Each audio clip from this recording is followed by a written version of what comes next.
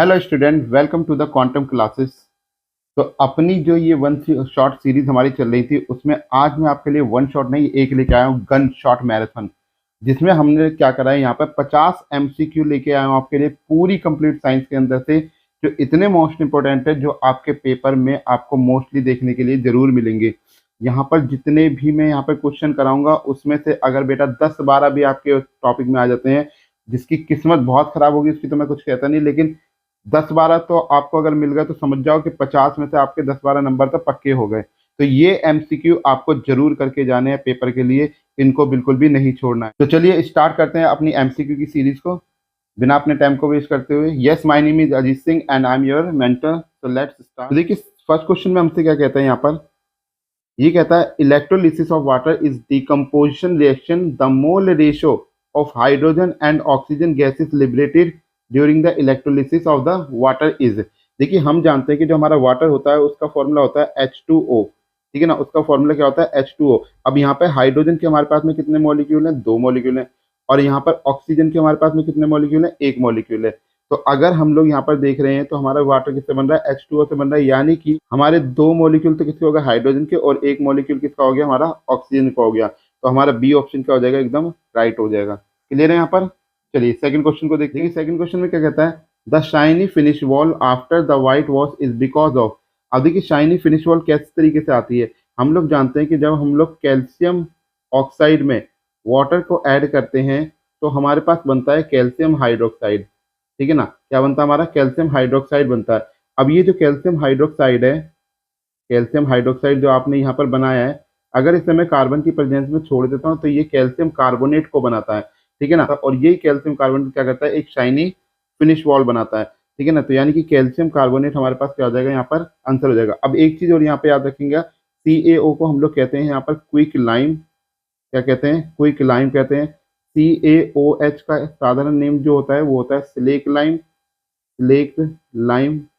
और CaCO3 को आप लोग कहते हो लाइम स्टोन। क्या कहते हो आप लोग यहाँ पर, लाइम स्टोन, ठीक है। तो याद रखेंगे, तो हमारा आंसर क्या आ जाएगा, कैल्शियम कार्बोनेट। चलिए अब कहता है a compound x in aqua solution turns red litmus solution into blue, identify x. तो हमसे कह रहा है कि हमारे पास में एक कंपाउंड है, कौन सा, एक्स कंपाउंड, किसमें, एक्वा सॉल्यूशन में। वो टर्न कर रहा है किसको, रेड लिटमस सॉल्यूशन को ब्लू के अंदर।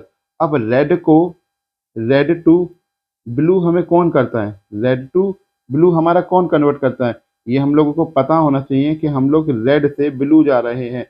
तो कौन कन्वर्ट करेगा, हमारा जो हमारा बेस बनाएगा। अब यहाँ पे ये तो हमारा क्या है, सॉल्ट है। ये तो हमारा क्या है, सॉल्ट है। ये हमारा एसिड है।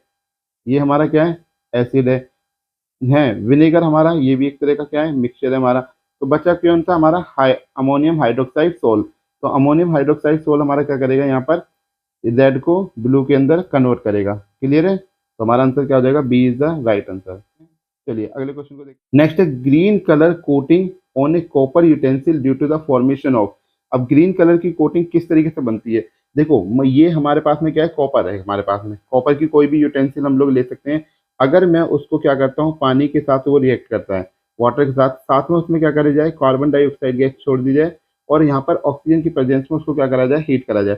तो ये हमारे पास में 2 चीजें बनाकर देता है। एक तो बनाकर देता है हमारे पास में कॉपर हाइड्रोक्साइड, साथ में हमारे पास में क्या देता है, कॉपर कार्बोनेट भी बनाकर देता है। ये दोनों चीज, यानी कि हमारे पास में ये जो दोनों है हमारे पास में, ये दोनों ही हमारी ग्रीन कोटिंग करने में मदद करती हैं, ठीक है ना। कॉपर हाइड्रोक्साइड भी करती है और कॉपर कार्बोनेट भी करती है।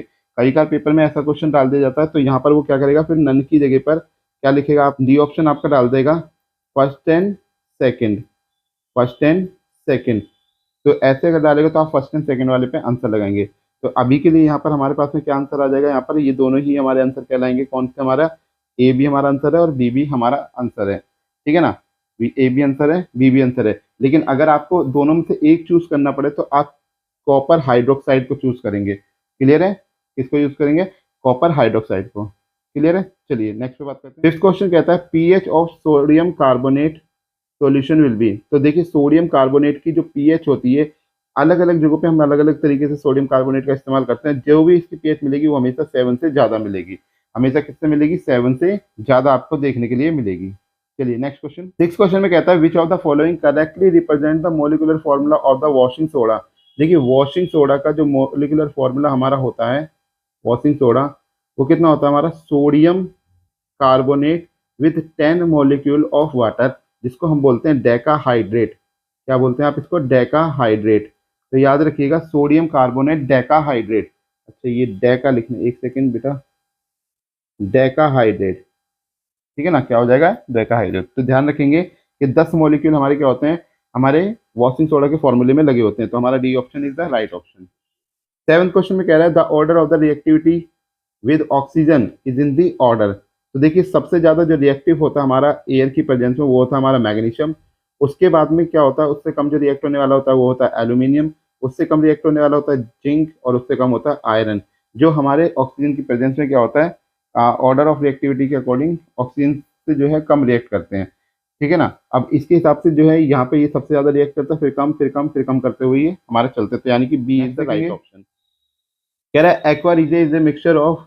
अब एक्वारीजे क्या होता है, अगर आप स्ट्रॉन्ग एसिड HNO3 को लेंगे और उसको क्या करेंगे आप मिक्स कर देंगे किसके साथ में, अपने HCl भी हमारा एक स्ट्रॉन्ग एसिड ही होता है। तो HNO3 को HCl से जब आप मिला देंगे तब ये, और किस रेशियो में मिलाना है, इसके 3 मॉलिक्यूल लेने तो इसका 1 मॉलिक्यूल लेना है।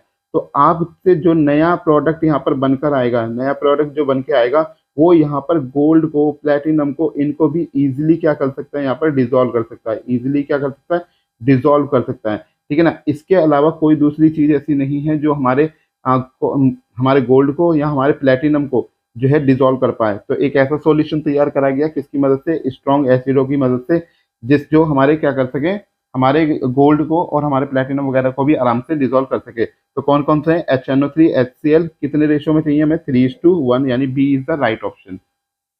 चलिए नेक्स्ट देखें। 8 क्वेश्चन में कहता है पीरियड ऑफ अडोलिसेंस। अब हम जानते हैं कि पीरियड ऑफ अडोलिसेंस मतलब जवानी की तरफ इंसान जा रहा है। When the reproductive tissue begins to mature is called. तो क्या कहलाएगा, वो प्यूबर्टी कहलाएगा। क्या कहलाएगा, वो प्यूबर्टी कहलाएगा। जब इंसान क्या होता है, अपने बड़ा हो रहा होता है, तो उस केस में वो कहाँ जाता है, प्यूबर्टी की तरफ जाता है। जर्मिनेशन थोड़ी ना करेगा, प्रोपोगेशन नहीं करेगा, और ओव्यूलेशन भी नहीं करेगा, क्या करेगा, प्यूबर्टी करेगा, ठीक है। 10th क्वेश्चन में देखिए, कह रहा है एक student was provided with 4 sample of the solution as shown in the figure. He determined pH value of each solution by using pH paper. इसने पीएच पेपर पर हर एक की सॉल्यूशन को जांच करके देखा। The correct sequence of the colour change of the pH paper observe by the student will be. तो क्या कलर उसे देखने के लिए यहाँ पर मिलेगा, तो यहाँ पर ये देखिए कि लेमन जूस और हमारा डाइल्यूट HCl, ये दोनों तो क्या होगा, अगर पीएच पेपर हम यहाँ पर देख रहे हैं तो ये पीएच पेपर पे क्या करेगा, जैसे ही इसको आप ब्लू पे डालोगे तो ये रेड में कन्वर्ट करेगा। तो पहले आप ये देख लीजिए कि लेमन जूस और डाइल्यूट आपके पास कहाँ कहाँ पर आपको रेड कलर मिल रहा है। तो आपको देखेंगे कि आपको एक रेड यहाँ मिल रहा है, एक रेड यहाँ मिल रहा है लास्ट में, ठीक है ना, ठीक है। और वाटर तो हम लोग जानते हैं वैसे भी न्यूट्रल होता है हमारा वाटर। तो वाटर कैसा होता है, न्यूट्रल होता है, न्यूट्रल का कलर होता है ग्रीन। तो यानी कि हमारा तीसरे ये ग्रीन पे लगा हुआ है। और चौथा हमारे पास में डाइल्यूट सोडियम कार्बोनेट, तो वो क्या बनाएगा, हमारा इंडिगो बनाएगा। तो यानी कि A option is the right option. Clear है। नेक्स्ट है where should an object be place in front of a convex lens to get a real image of the size of the object. अब अगर हमें अपनी चाहिए क्या, अगर हम लोग चाहते हैं कि हमारा जो ऑब्जेक्ट रखा, मान लो ऑब्जेक्ट 5 सेंटीमीटर पे रखा हुआ है, ठीक है ना, 5 सेंटीमीटर पे अगर मेरा ऑब्जेक्ट रखा हुआ है, तो 5 सेंटीमीटर यानी कि उसी जगह पर जिस जगह पर ऑब्जेक्ट रखा है वहीं पर ही सेम साइज की, अगर मान लो ये H1 है तो H2 जो आनी चाहिए वो H1 के बराबर आनी चाहिए, ठीक है ना। इमेज यानी कि ऑब्जेक्ट के साइज के होने चाहिए। तो वो कब पॉसिबल है, ये जब भी पॉसिबल है जब ऑब्जेक्ट को हम लोग सेंटर ऑफ कर्वेचर पर रखेंगे, ठीक है ना। मिरर के केस में या लेंस के केस में, किसी भी केस में आप रख लीजिए, जब आप उसे सेंटर ऑफ कर्वेचर पर रखेंगे, अगर लेंस का केस होगा तो आप 2f1 पर रखेंगे, और अगर आपका मिरर का केस होगा तो सेंटर ऑफ कर्वेचर पर आप रखेंगे। तो आपको क्या मिलेगा, यहाँ पर आपको सेम साइज का इमेज आपको देखने के लिए मिलेगी। जितना साइज ऑब्जेक्ट का होता है उतनी साइज की इमेज बनेगी। तो ये कब पॉसिबल है, ट्वाइस द फोकल लेंथ। कब पॉसिबल है ये, ट्वाइस द फोकल लेंथ, क्योंकि हम जानते हैं कि सी जो होता है वो क्या होता है, ट्वाइस होता है फोकल लेंथ के, ठीक है ना। क्योंकि सी किससे बनता है, आर से बनता है। इसकी रेडियस ऑफ कर्वेचर किसकी होती है, 2 टाइम्स ऑफ फोकल लेंथ होती है। क्लियर है। चलिए अगला क्या है, the change in the focal length of an eye lens caused by the action of. बोला हुआ ना फोकल लेंथ क्या हो रहा है, चेंज हो रहा है। चेंज कौन कर सकता है, कौन उसका एडजस्ट कर सकता है, तो सिलेरी मसल की मदद से ये काम होता है हमारा, जो क्या करता है इसकी फोकल लेंथ को कम या ज़्यादा करता है। आइरिस का काम क्या होता है, ये आइरिस हमारा इसकी जो है इंटेंसिटी को कम या ज़्यादा करने में मदद करता है। प्यूपिल के साइज को, हम जनरली अगर बात करें, इसके साइज को कम छोटा करने का काम करता है। रेटिना से तो इमेज बनती है हमारी, प्यूपिल हमारा है ही जिसके अंदर से लाइट पास होगी। क्लियर है। Next the brain is responsible for, देखिए हमारा जो ब्रेन का काम होता है, सोचने का भी काम हमारे ब्रेन का होता है, हार्ट बीट का भी काम ब्रेन का ही होता है, और बैलेंसिंग ऑफ द बॉडी भी हमारी ये ब्रेन ही संभालता है। ये सारा काम हमारा कौन संभाला, ब्रेन संभाल रहा है। ये सब कौन से ब्रेन से हो रहे हैं, ये सब आप मुझे कमेंट में बताएंगे कि कौन कौन से कहाँ पर है। जैसे ये वाला मैं बता देता हूँ, ये फोर ब्रेन है हमारा। अगर ये फोर ब्रेन है तो बाकी के हमारे ये एक्शन दोनों किससे होंगे, तो अभी के लिए हमारा ऑप्शन क्या हो जाएगा, D all of the. Next question है हमारे पास में ethane with the molecular formula C2H6। अब इथेन हमारा बना हुआ है तो उसके साथ कितने मॉलिक्यूलर, यहाँ वो कितने वो कोवलेंट बॉन्ड इस पे लगे होंगे। तो देखिए हमारे पास में 2 कार्बन लग गए। अब हाइड्रोजन देखिए 1 2 3 4 5 6। तो आप देखिए यहाँ पर आपको कितने बॉन्ड लगे दिख रहे हैं, यहाँ से काउंट करते हैं, 1 2 3 4 5 6 7। तो आपको 7 लगे दिख रहे हैं, यानी कि हमारा आंसर क्या हो जाएगा यहाँ पर, 7 कोवलेंट बॉन्ड। क्लियर है। तो देखिए क्रोमोसोम क्या क्या कैरी करता है। पहली चीज है वो कैरी करता है, carry heredity information from the parent to the next generation. दूसरा थ्रेड लाइक स्ट्रक्चर होता है, ये बात भी बिल्कुल हमारी क्या है, बिल्कुल सही बात है। तीसरा always exist in pair in human reproductive cell, नहीं देखो ये जो है हमारा जो है वन सेट में भी पाई जाती है, ऐसा कुछ नहीं है हमारा कि हमेशा वो जो है पेयर में ही पाई जाती है human reproductive cell. Are involve in the process of cell division, बिल्कुल ही सेल डिवीजन में काम करता है। तो हमारे पास में सी हमारा क्या हो जाएगा, इसका राइट ऑप्शन हो जाएगा। क्लियर है। तो देखिए 16 क्वेश्चन क्या क्या कहता है, कह रहा है on adding dilute sulphuric acid to a test tube containing a metal X, a colorless gas is produced when a burning matchstick is brought near it. Which of the following correctly represent the metal X? तो देखिए जब हम क्या करते हैं, dilute HCH2SO4 यानी sulphuric acid को किसी मेटल X से हमने रिएक्ट कराया, तो रिएक्ट करने के बाद में वो क्या करता है, यहाँ पर एक कलरलेस गैस को निकालता है। अब ये कलरलेस क्या है, तो अगर आप क्या करेंगे इस मेटल X, यानी कि अगर मैं सोडियम को H2SO4 से H2SO4 के साथ में क्या करता हूँ, रिएक्ट कराता हूँ, H2SO4 के साथ में रिएक्ट कराता हूँ, तो ये हमारा बनाता है सोडियम सल्फेट। ये हमारा क्या बनाता है, सोडियम सल्फेट बनाता है। साथ में इसमें से क्या निकलती है, हाइड्रोजन गैस रिलीज होती है।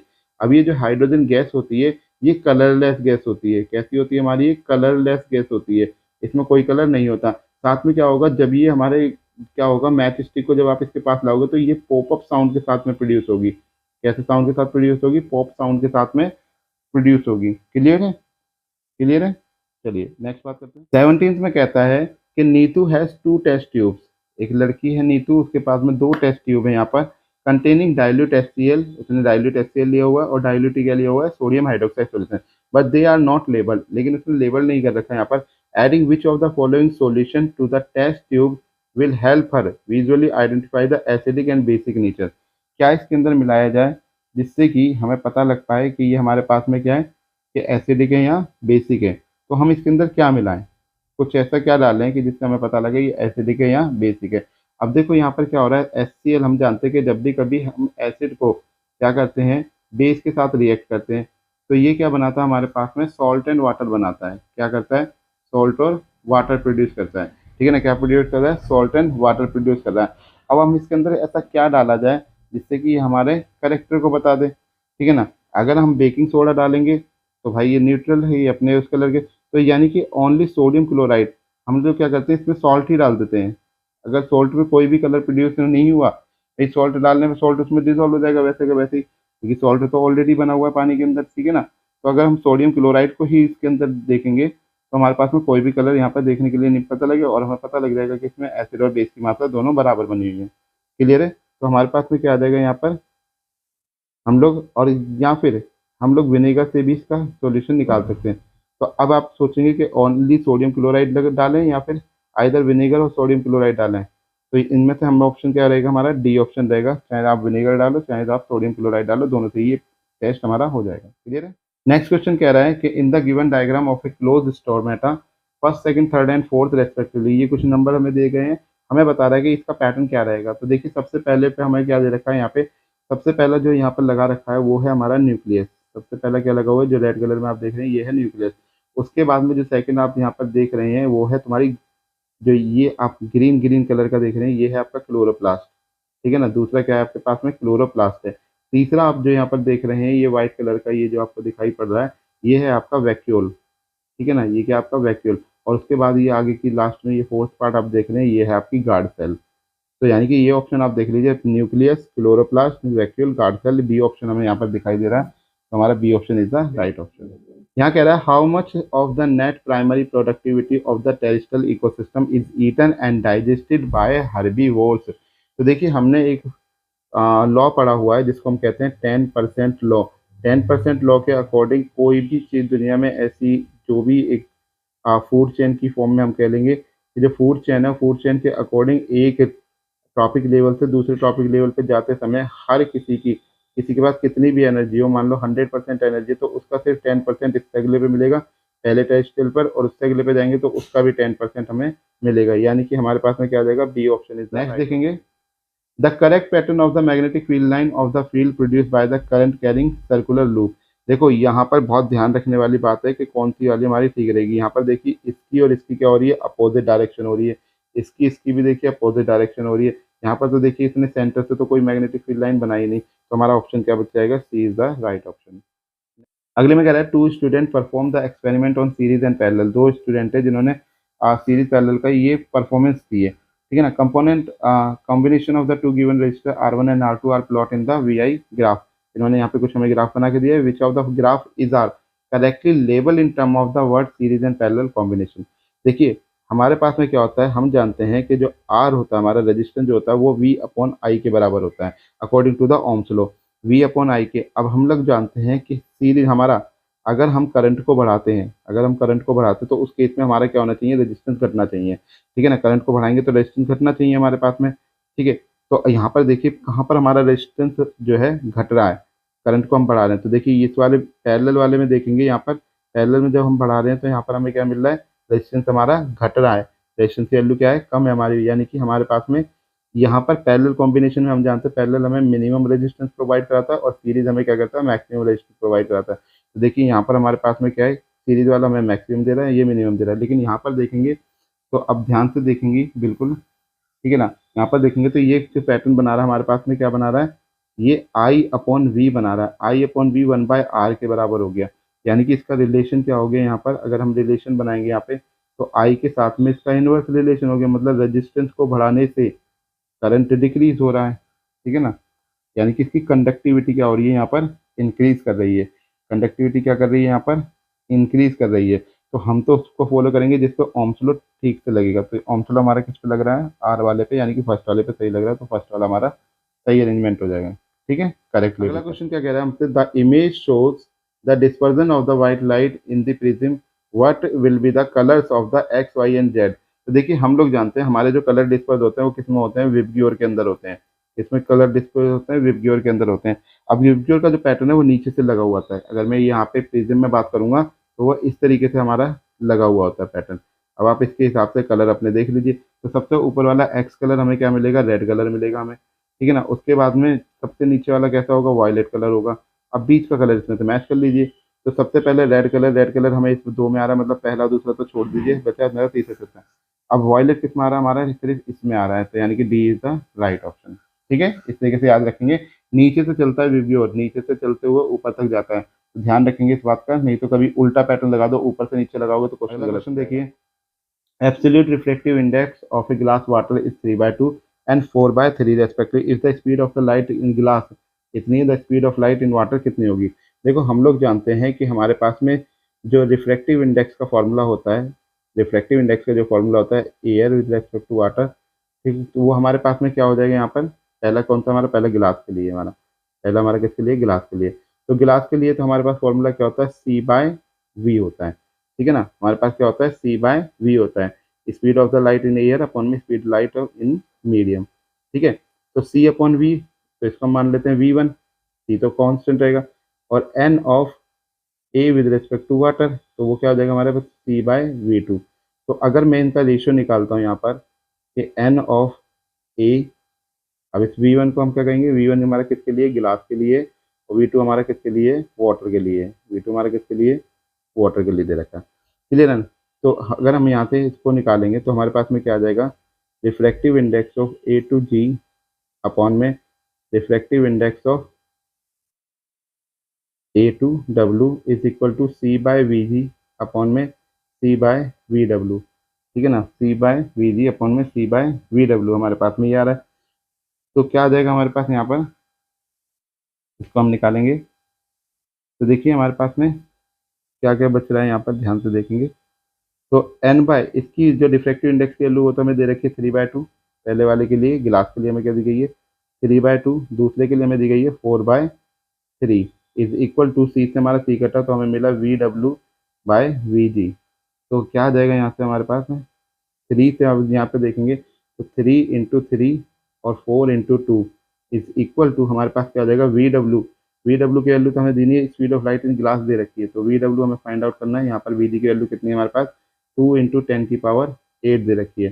तो क्रॉस मल्टीप्लाई करेंगे तो वी डब्ल्यू हमें कितनी मिल जाएगी यहाँ पे 9/8 इंटू 2 × 10⁸, 2 से हम इसे काटेंगे तो 4, तो V W speed of light in water हमें कितनी मिल जाएगी 9/4 इंटू 10⁸ मीटर पर सेकेंड। तो कौन सा आंसर आ रहा है, ए इज द राइट ऑप्शन। ठीक है ना, ए हमारा क्या आ जाएगा यहाँ पर राइट आ जाएगा। बात क्लियर है।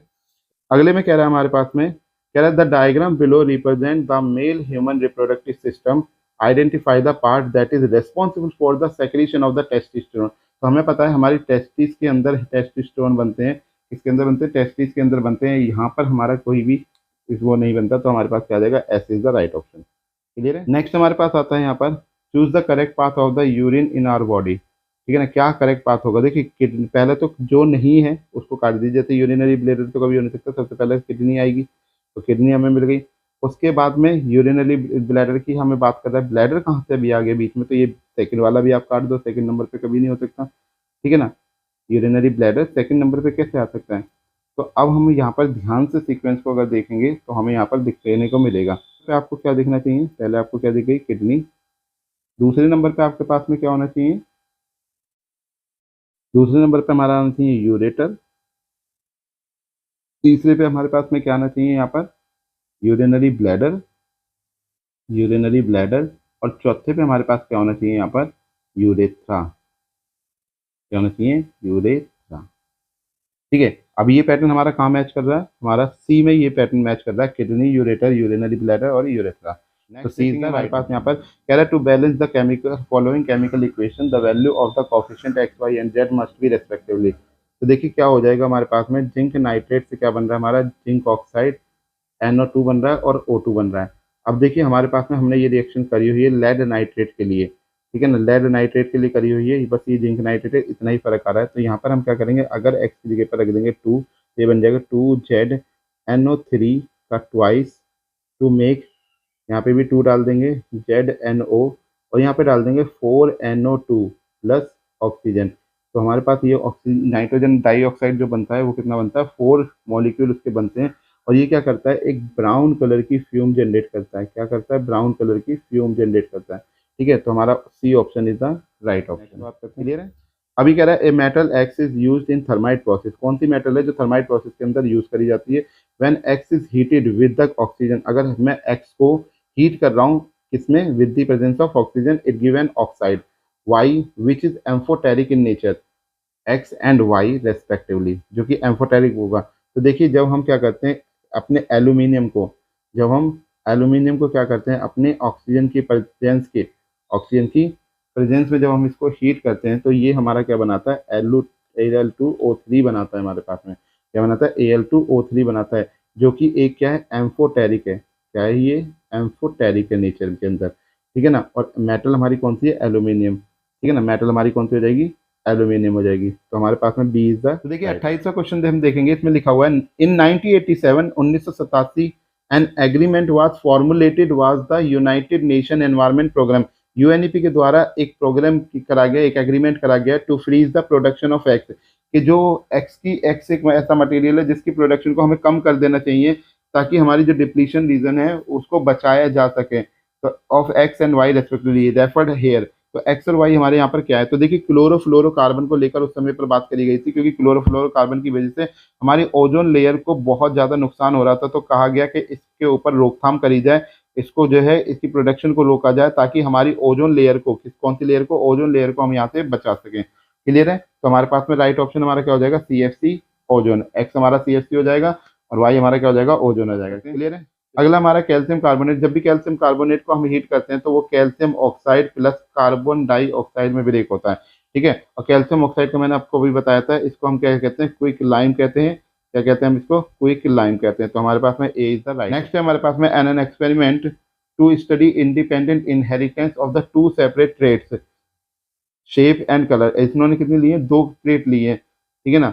Acid the ratio of the different combination of the F2 progeny would be the, क्या रेशियो होता है हमारा, 9:3:3:1, जो हमने पी प्लांट के अंदर अपना जो है तीसरे लो के अंदर हमने इसके लेके बात करी थी, जब उन्होंने क्या लाता है वहाँ पे कलर और जो है उसकी शेप को लेकर बात करी थी। क्लियर है? कलर और शेप को हम याद है ना, तो गोल, और हमने क्या करा था, एक रिंकल्ड, इस तरीके से 2 तरीके अपनी पी ली थी।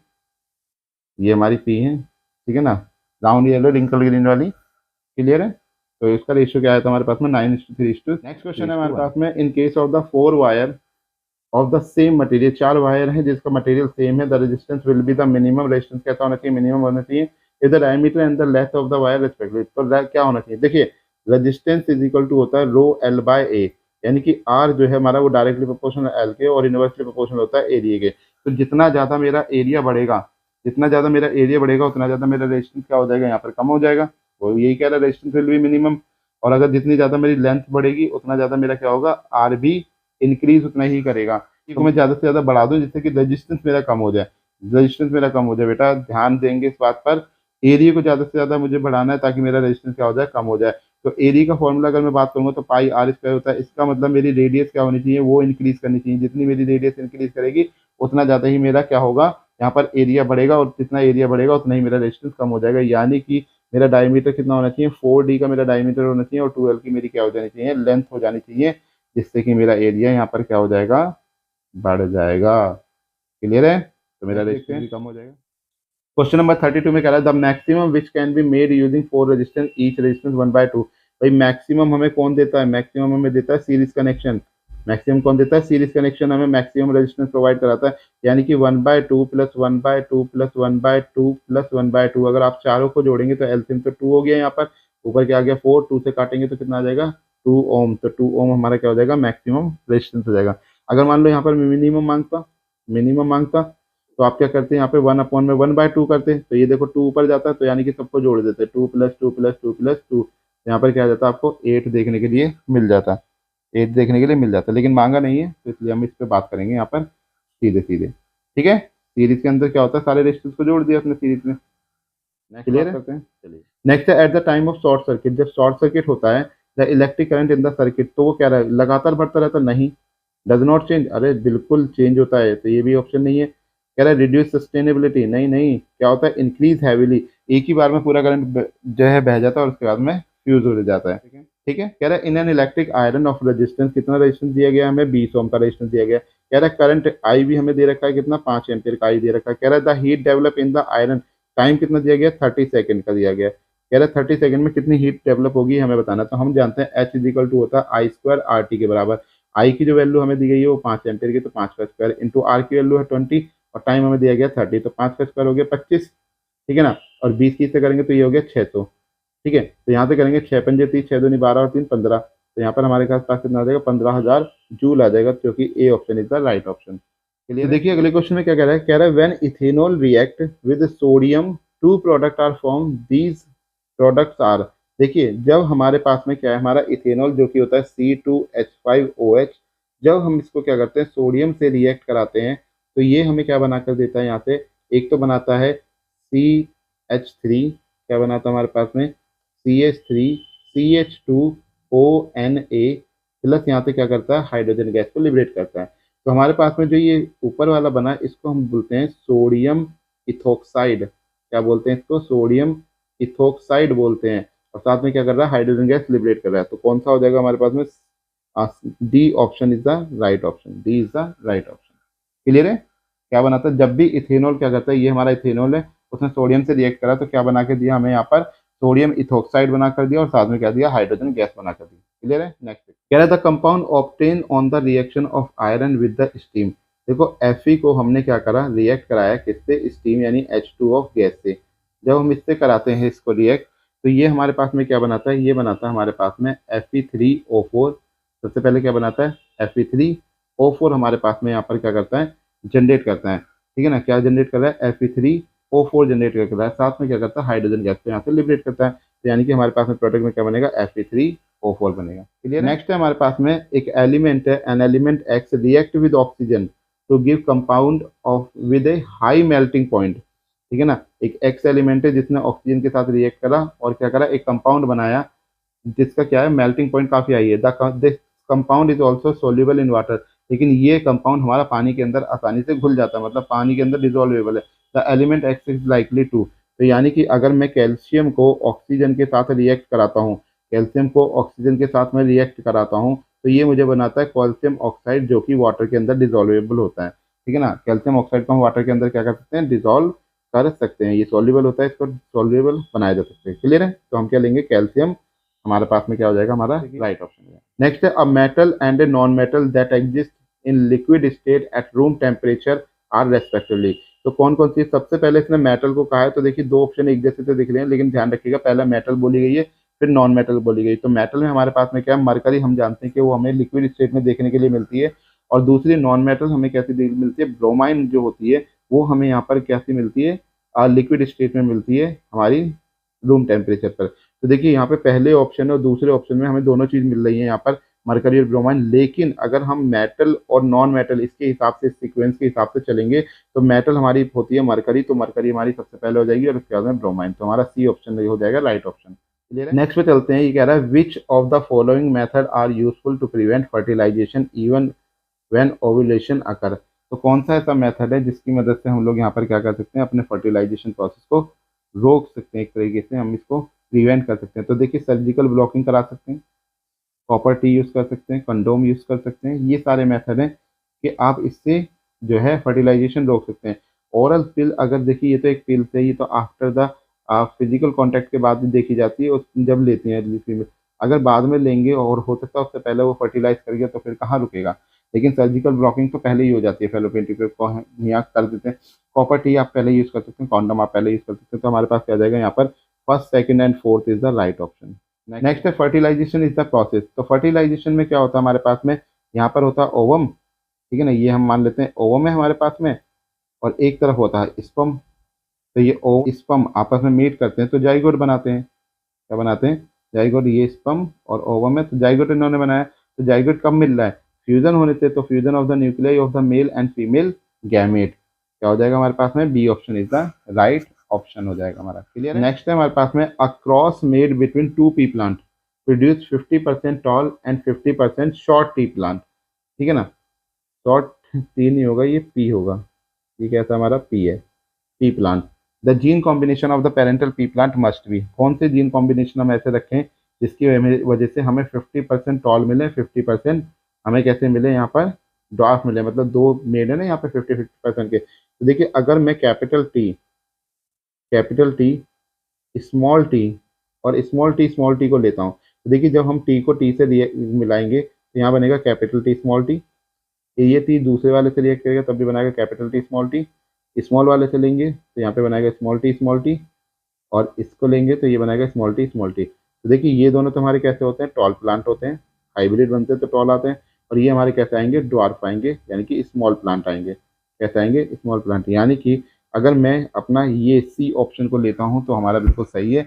वरना अगर आप किसी को भी करके देख लीजिए, कैपिटल टी और स्मॉल टी को आप लेके देखेंगे तो ये तो 100% बनाएगा, जो भी केस बनाएगा। ठीक है ना, इसको भी आप लेके देखेंगे तब भी आपका केस नहीं बनेगा, इसको लेके देखेंगे तब भी वो 100%। यानी कि यहाँ पर भी देखोगे तो इस वाले में तो आपको 3:1 का रेशियो देखने के लिए मिलेगा, लेकिन 50-50 का रेशियो कहाँ पे मिलेगा आपको, सी ऑप्शन में। क्लियर है। नेक्स्ट देखते हैं, अगला क्वेश्चन कह रहा है zygote is formed by the fusion of male gamete and the female gamete. भाई जाइगोट बन गया, अभी बनाया था ना, ओवम है ये हमारे पास में, ये हमारा स्पर्म है, और यहाँ पर ये क्या बन गया था, इसके कॉम्बिनेशन से ये जाइगोट बन गया था। अब जाइगोट में क्या होगा, इसके और इसके दोनों के पेयर मिलाकर कह रहे the number of chromosome in the zygote, तो कितने क्रोमोसोम बन जाएंगे, 46 क्रोमोसोम इसके बन जाएंगे। कितने बनेंगे, 46 क्रोमोसोम यहाँ पे बन जाएंगे। क्लियर है। नेक्स्ट हमारे पास कह रहा है which one of the following material can not be use to make lens. तो भाई देखो वाटर एक लेंस की तरीके से काम करता है, गिलास से तो लेंस बनती है, प्लास्टिक मटेरियल से भी आप लेंस बना सकते हैं लेकिन क्ले से नहीं बना सकते, तो clay is the right option. Next है एक इलेक्ट्रिक बल्ब है जिसकी रेटेड 220 वोल्ट एंड 100 वाट, यानी कि वोल्टेज इसकी कितनी दे रखी है, V1 वोल्टेज वो है 220 वोल्ट, और यहाँ पर जो इसकी पावर दे रखी है, पावर वो है 100 वाट की। कह रहा है when it is operated on 110 volt, अगर हम इसको 110 वोल्ट पर ऑपरेट करें, इसको उसी अपने बल्ब को, तो V2 हमारे पास है 110। कह रहा है तो पावर कंजप्शन कितना होगा। मुझे एक बात बताइए, जो बल्ब है हमारे पास में, ये बल्ब हमने लगाया, तो इसके अंदर जो इसका आर होगा, रेजिस्टेंस जो होगा, वो तो चाहे तुम 110 पे ऑपरेट करो, चाहे तुम 220 पे करो, चाहे 500 पे करो, वो तो उतना ही बना रहेगा। ठीक है ना। तो सबसे पहले अगर मुझे इसका आर कहीं से मिल जाए तो फिर मैं आराम से इसको बता सकता हूँ कितने पे ऑपरेट होगा। तो हम क्या बनाएंगे, पावर इजिकल टू होता है V²/R। तो पावर हम पहले P1 वाले के लिए रख ले दें, तो हमारे पास में कितनी आ जाएगी, 100 इज इक्वल टू कितना आ जाएगा, 220 इंटू 220 बट्टे में आर।